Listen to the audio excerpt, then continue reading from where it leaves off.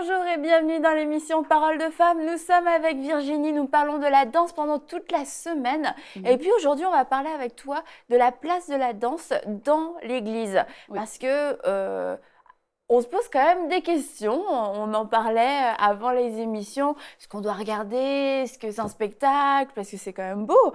Ou alors, est-ce qu'il faut fermer les yeux? Est-ce qu'il faut danser dans notre place aussi? Finalement, et puis, est-ce qu'on peut danser comme on veut? C'est un peu plein de choses. Ça va être assez pratique.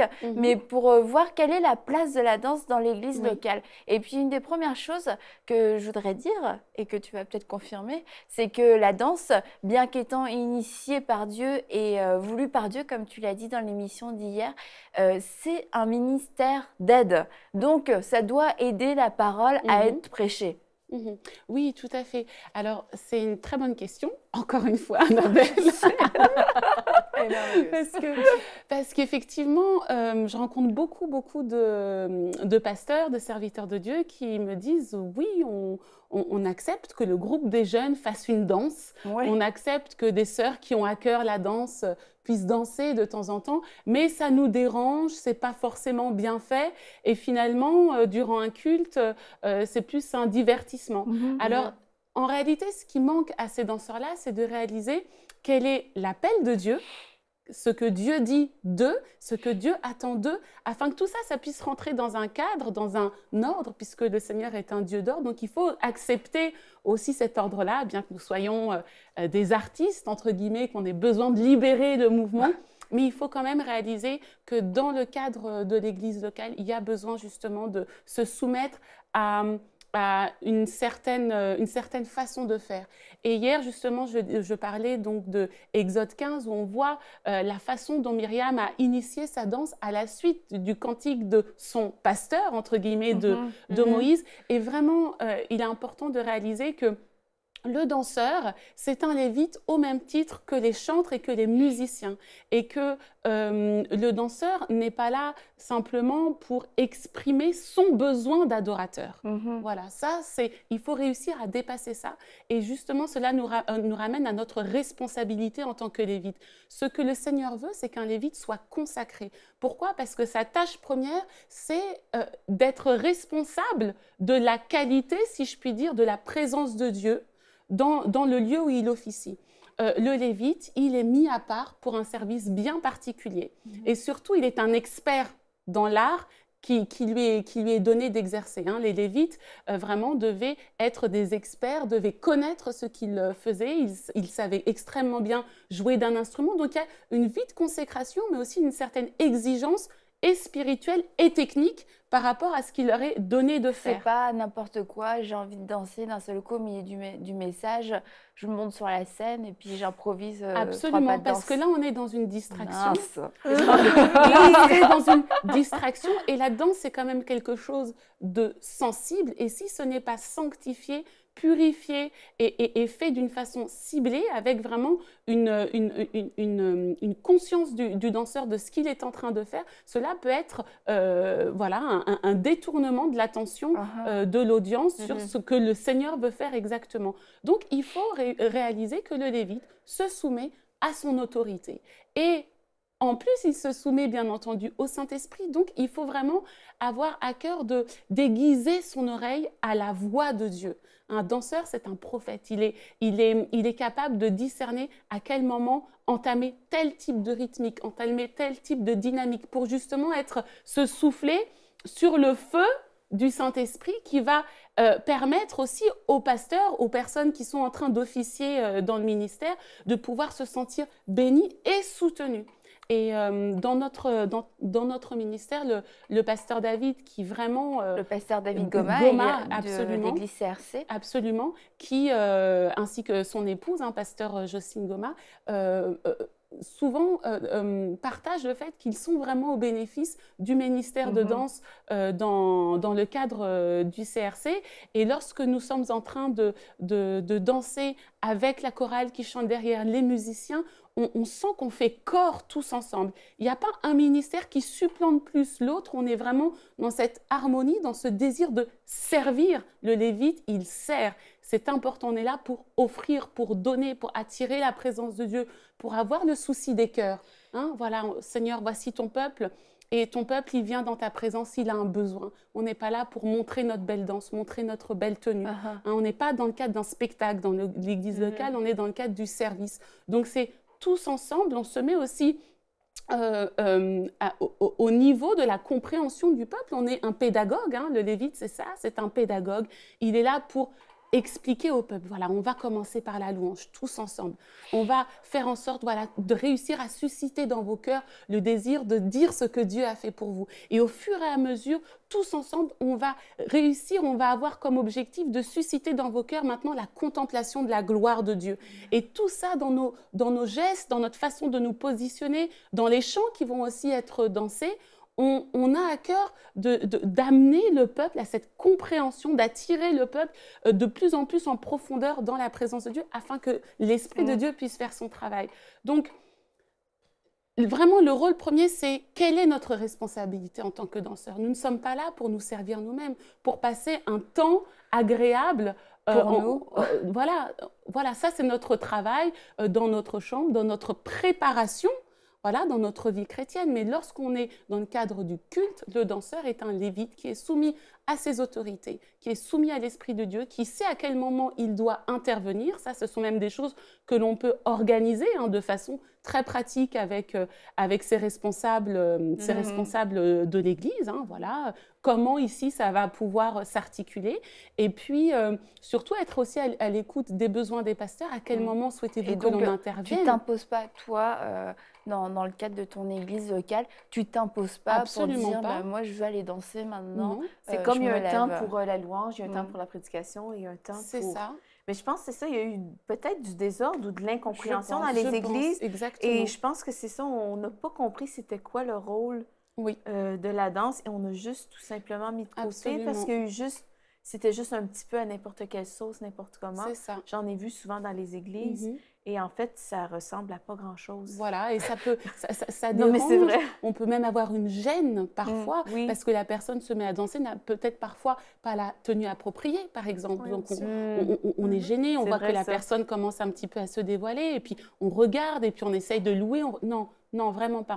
On a vraiment besoin de revenir au fait que les danseurs, comme les chantres, comme les musiciens, doivent être enseignés sur leurs responsabilités, parce que c'est une grande responsabilité. Les Lévites étaient placés devant l'armée d'Israël. C'est-à-dire qu'on avait besoin de la présence de Dieu, on a besoin d'attirer la présence de Dieu devant l'armée d'Israël pour assurer la victoire. Donc des Lévites qui ne sont pas dans leur poste, que ce soit physiquement et ou spirituellement, c'est laisser un champ d'action à l'ennemi pour pouvoir envoyer ses flèches. Or, si les Lévites sont positionnés, si on a vraiment tout ce dispositif en place de chantres, de musiciens, de danseurs, vraiment positionnés pour soutenir, puisque c'est un ministère d'aide justement pour soutenir les autorités, là on est une armée armée.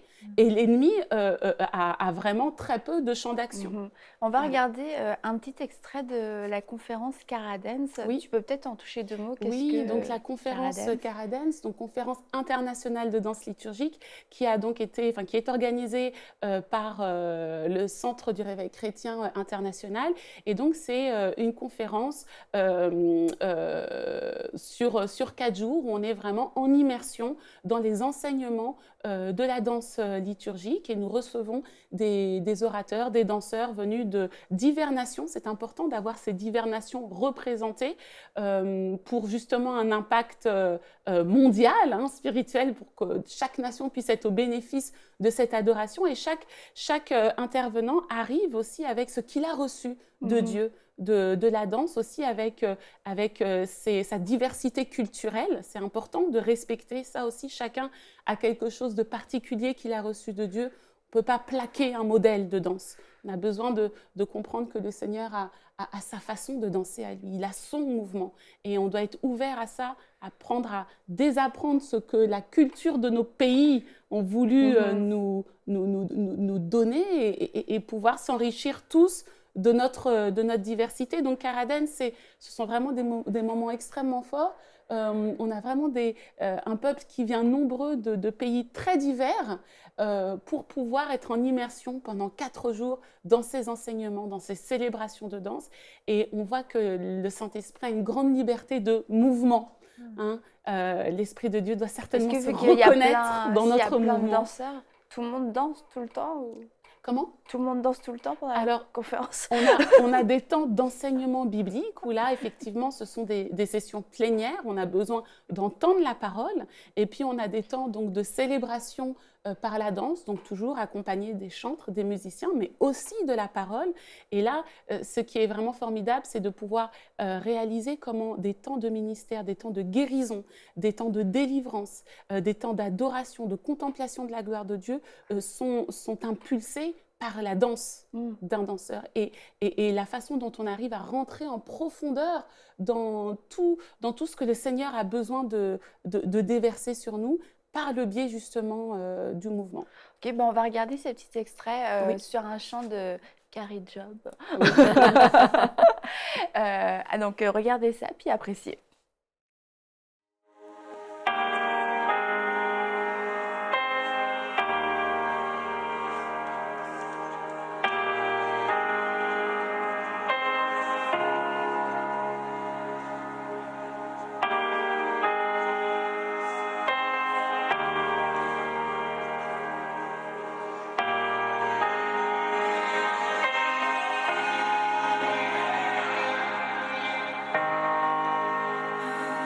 La lune et les étoiles pleuraient. Le soleil levant s'éteignait. Le sauveur du monde est tombé. Son corps sur la croix. Son sang se répand pour nous. Le poids de toute une malédiction sur lui.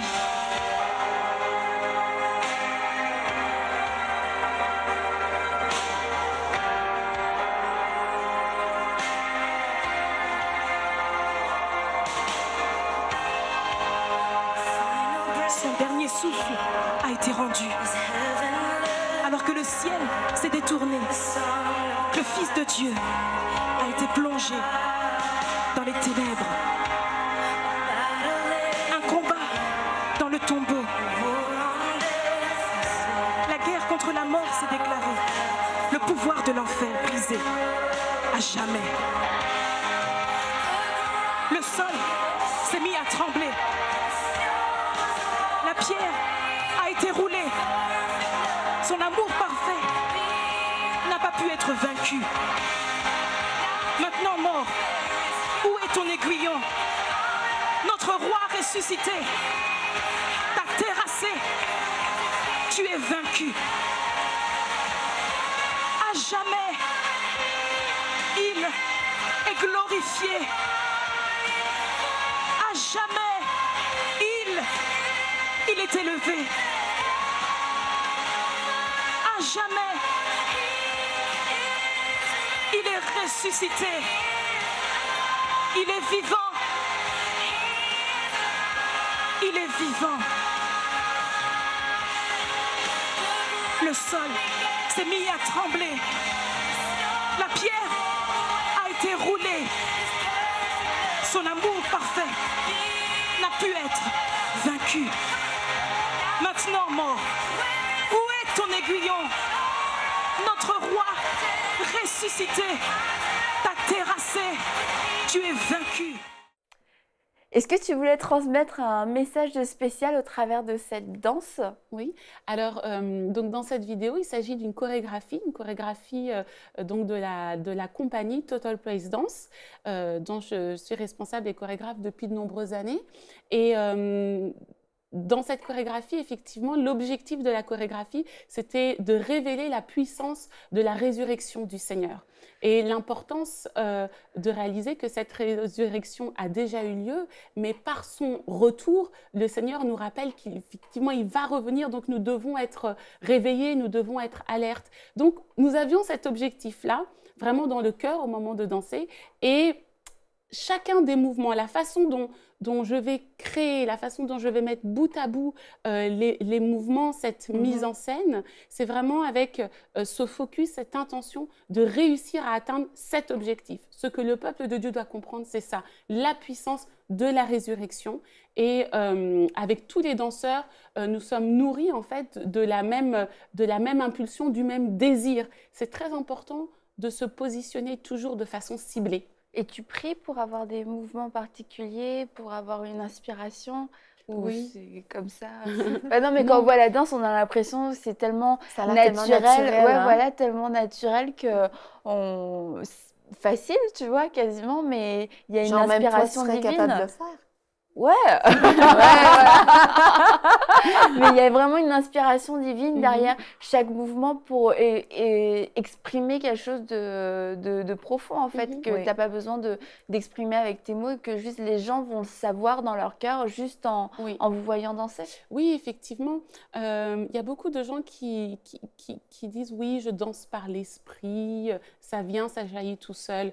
Alors, d'une certaine façon, effectivement, pour l'improvisation, mais puisque là, il s'agit d'une chorégraphie, il y a quand même un vrai travail derrière d'entraînement. Il y a un travail technique, le travail spirituel, bien entendu, où il y a cette relation avec le Seigneur. Mais dans le travail technique, mon positionnement, c'est toujours d'être dans la dimension d'adoration. Seigneur, je te loue, je t'adore, je t'offre ce que je suis en train de modeler dans mon corps, même des heures où, effectivement, la danse, parfois, ça fait mal physiquement, c'est pas évident. Et ça nous renvoie aussi à une certaine humilité, puisque le corps de la femme change. Et en tant que danseuse, en fonction de notre vie de femme, des grossesses, de tout ça, on est toujours confronté au fait de devoir peut-être réapprendre ou faire différemment et de réaliser que notre force physique n'est pas toujours la même. Donc, comment est-ce que je vais pouvoir rester dans une certaine qualité de ce que je dois offrir au Seigneur avec ces changements en moi? Donc, c'est dans les temps d'entraînement où, justement, on fixe toutes ces choses-là et vraiment dans cette recherche de Seigneur, quel est le mouvement qui sied plus à ce que tu désires exprimer. Et tu parlais de divertissement au début de l'émission, que quelquefois c'est perçu comme du divertissement, mais et on regarde la danse. Est-ce que toi, en tant que danseuse, tu t'attends à ce qu'on te regarde danser ou... Je me posais la même question. Ou je tu me veux disais, que les gens ferment leurs yeux ou qu'on se mette tous à danser Alors, au premier abord, effectivement, quand le peuple n'est pas habitué à cela, au début, la seule chose que j'attends, c'est que les gens reçoivent. Et je pense qu'en fonction des peuples que l'on a en face, en fonction du type d'église, les gens vont recevoir d'une façon différente. Donc, souvent, pour un danseur, c'est très encourageant quand on entend « Alléluia, Amen, merci Seigneur » et que les gens commencent à lever les mains. Mais il ne faut pas se fier à ça parce qu'on peut parfois être devant un peuple qui est complètement stoïque, mais qui reçoit stoïque. Oui, l'important, c'est de se dire, Seigneur, c'est la semence. Je dois rester focalisée sur ce que tu vas parler au cœur, c'est ça. Et ne pas rentrer dans une séduction de « j'ai besoin que les gens se manifestent ». Ça, c'est la première chose. Après, au fur et à mesure, lorsque dans l'église locale, les gens ont l'habitude de voir de la danse, ils vont eux-mêmes se sentir libérés au fur et à mesure et très naturellement vont être comme ces femmes d'Israël qui ont suivi Myriam et commencé eux-mêmes à se manifester, même si ce sont des choses qui peuvent paraître désuètes par rapport à une chorégraphie, mais au moins à ressentir cette liberté dans leur corps. Donc, au CRC, lorsque les gens voient la danse, les gens ne regardent pas, ils participent. C'est un temps de louange et d'adoration, mais parce qu'il y a eu cette pédagogie, cette explication. Donc, toute l'Église vous accompagne dans la danse. Tout le monde danse. Ceux qui veulent. Alors, les gens se lèvent, les gens adorent. Les gens reçoivent, parfois des dons aussi spirituels se manifestent, donc il y a des paroles de prophétie pendant la danse que les gens reçoivent. Un danseur peut aussi sortir de scène et puis imposer les mains. Il y a des choses qui se passent, il y a une grande liberté en fait. Donc quand l'Église est habituée, l'Église est enseignée à ces choses-là et sait reconnaître quand il y a la présence de Dieu. Impulsé par la danse. Mais c'est pas triste de s'être entraîné, d'avoir des belles tenues et de bien danser et que personne ne regarde. Non, parce que nous sommes focalisés sur le service. Donc, notre focus n'est pas de vouloir montrer ce que nous savons faire, on est là pour glorifier Dieu. Donc, en réalité, lorsque l'on va monter la jambe… une révélation. Lorsqu'on va avoir réussi à lever la jambe très haut, ce n'est pas forcément ce qui est le plus important finalement. Tout comme le chantre qui peut avoir une très belle voix, qui peut faire des prodiges sonores, on n'est pas là pour l'entendre comme pour un concert. C'est ça. C'est un support, ça doit être un support comme vous, finalement, votre corps, la danse est un support pour amener la présence de Dieu. L'objectif est atteint quand l'assemblée rentre dans une liberté, dans son adoration, en fait. C'est ça vraiment le désir que vous avez, c'est ça, c'est pas d'être regardé.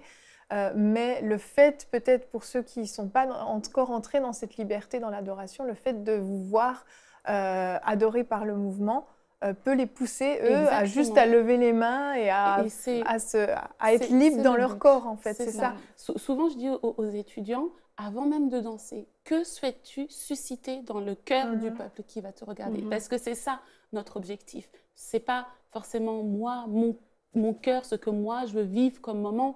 Ça n'a pas d'intérêt pour les gens qui nous regardent simplement vivre quelque chose. Ils ont besoin d'être pris, ils ont besoin d'être saisis, ils ont besoin de voir que nous sommes un outil entre les mains de Dieu et que finalement, le danseur n'a pas son importance en tant que danseur, en tant que personne. C'est Dieu dansant, Dieu en train de se mouvoir au travers de ce je pense que c'est important de pouvoir l'enseigner comme tu le fais, et parce que je pense qu'on est habitué avec la louange à plus apprécier une performance vocale. Hein. Ça nous entraîne dans la louange, on chante avec, on ne fait plus attention s'il y a une fausse note ou si la voix est magnifique ou pas.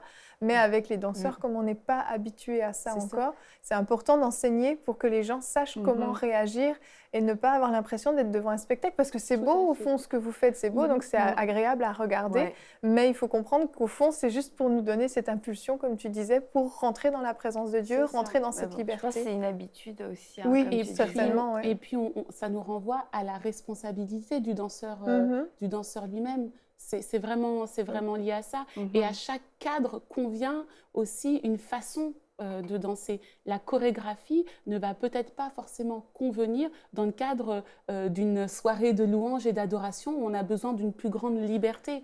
Là, on va vraiment plutôt chercher une dimension prophétique à ce temps de louange et d'adoration. Donc, il faut aussi savoir se caler en fonction du cadre qui nous est offert. Et vous utilisez aussi ce support-là pour faire de l'évangélisation. Et puis on va regarder tout de suite un petit extrait d'une vidéo qui a été filmée à la gare de Lille où votre équipe s'est mise à danser spontanément ou… Non, je vais pas en parler. Parce qu'ils avaient des tenues quand même, donc je pense que c'était un peu préparé. Et il y avait une caméra aussi. Surtout. Donc on va regarder ça.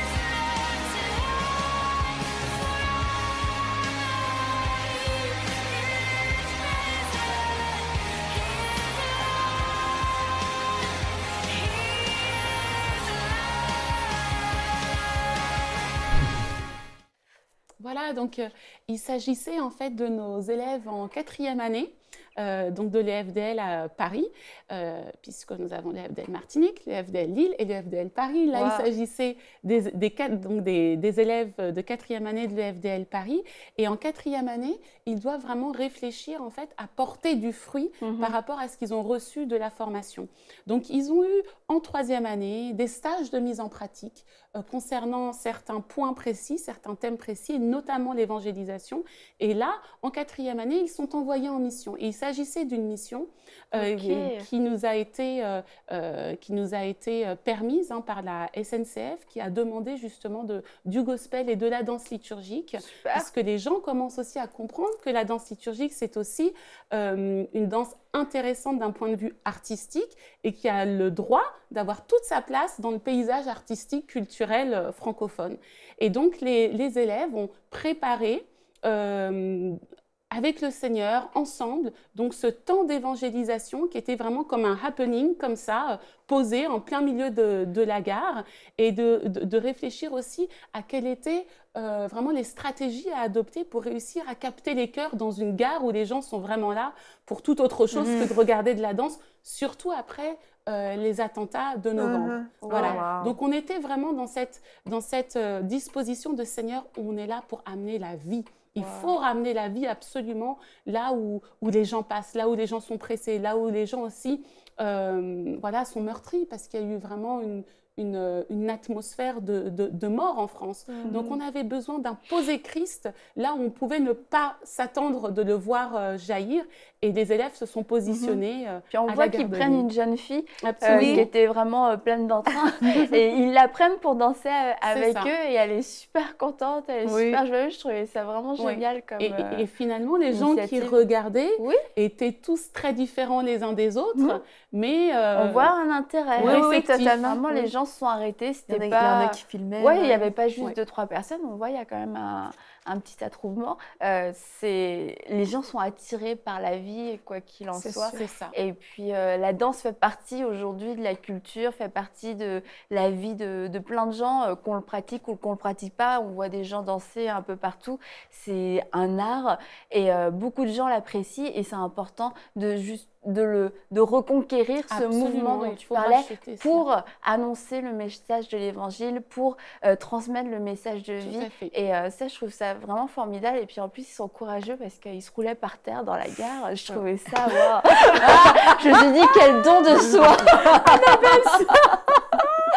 Et demain, on va continuer, Virginie, on va parler de la vie du danseur. Qui est le danseur? Est-ce que tout le monde peut danser? Parce que finalement, on se dit le mouvement est pour tout le monde, pour tous les enfants de Dieu. Alors, est-ce que moi, demain, je peux m'improviser danseuse? Est-ce que tu vas m'inviter à Caradance?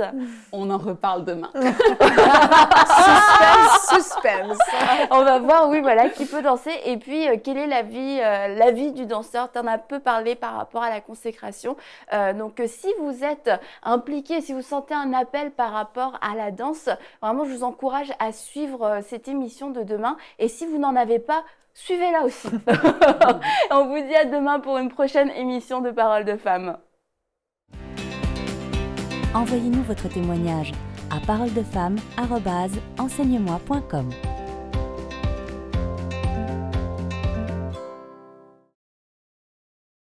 Cette émission est rendue possible grâce au précieux soutien des partenaires d'Enseigne-moi Canal International. Retrouvez tous nos programmes sur enseigne-moi.com.